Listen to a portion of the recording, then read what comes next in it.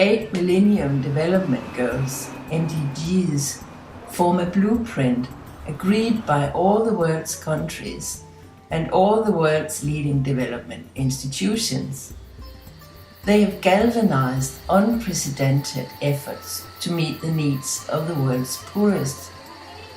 MDG 2 strives toward enabling all children everywhere, boys and girls alike, to complete primary schooling. Education plays a major part in Sri Lanka, but the conflict and tsunami resulted in some deterioration of the education system. The conflict in Sri Lanka has ended and the tsunami has been long forgotten. But why is the provision of education still insufficient? The government attention the tsunami area, so we didn't get facilities from government. There are no libraries, facilities, computers, or labs, drinking water, wells. Student is very poor families in students our schools. Okay, the first class is the 8th class, Montessori, and 8th class to up to the students 200 students. Very difficult area and no waters. There are no drinking water in our area. The children bring from their homes water bottles. In the afternoon we can't get drinking water, so we have so many problems. Besides the lack of teachers, infrastructure and financial support, there are problems with access to education for minorities. Yes, the Sri Lanka government has been committing human rights violations against the Tamil population for the last 50 years.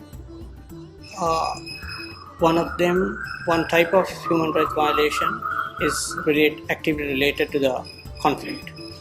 The other is related to the sort of violations that have occurred in the course of times of peace, but basically affects the Tamils' right to equality and their right to the freedom of expression and matters pertaining to that.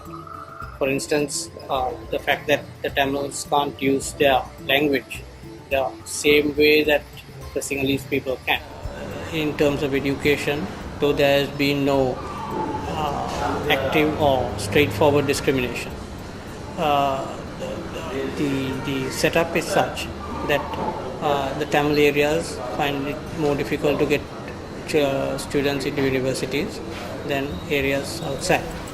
The prohibition against discrimination is a fundamental human right, and the non-discrimination principle is a cornerstone of the foundation of any democratic and pluralistic society.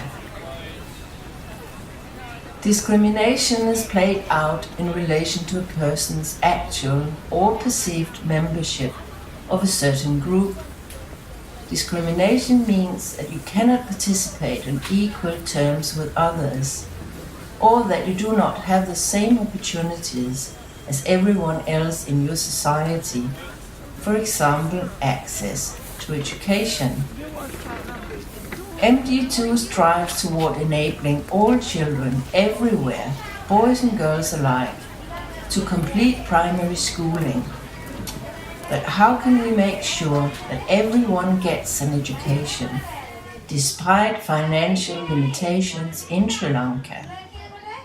And how can we make sure that everyone has access to education despite discrimination of minorities?